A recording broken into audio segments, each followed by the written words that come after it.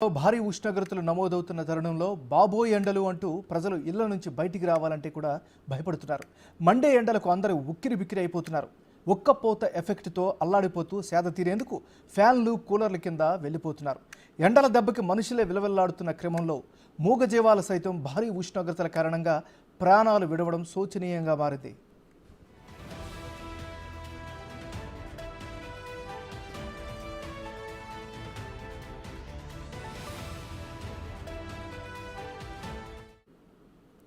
మార్చిలోనే మొదలైన భగభగలు ఇప్పుడు తారాస్థాయికి చేరి రోజురోజుకి ప్రతాపం చూపిస్తున్నాయి.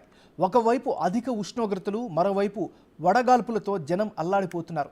అన్ని ప్రాంతాల్లో సాధారణం కన్నా 2 నుంచి 3 డిగ్రీల అధిక ఉష్ణోగ్రతలు నమోదవుతున్నాయి.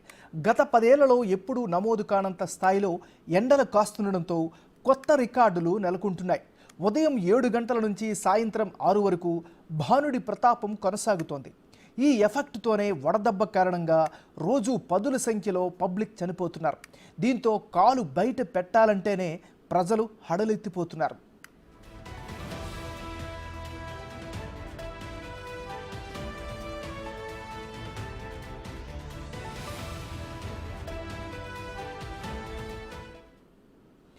గత కొద్ది రోజులుగా వడదెబ్బతో పలువురు మరణించగా ఇప్పుడు భారీ స్థాయిలో మూగజీవాలు సైతం చనిపోయిన ఘటన రంగారెడ్డి జిల్లాలో చోటు చేసుకుంది.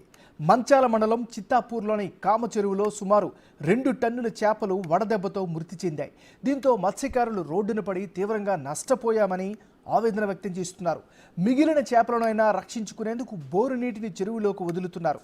తమను ప్రభుత్వమే ఆదుకొని నష్టపరిహారం అందించాలని వారు కోరుతున్నారు.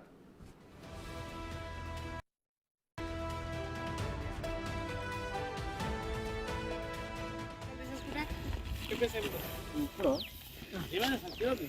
పని చేసుకో పని కష్టం కట్టేసాము మళ్ళీ అన్న అది కలుపురు కలుపురు కలిపి తర్వాత పెట్టి మేము చేపలు వేస్తాం.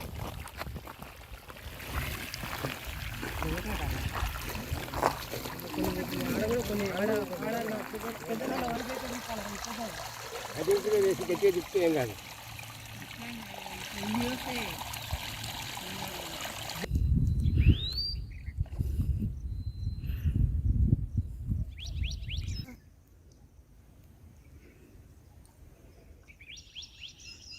చేపలు తీసేసుకుంటా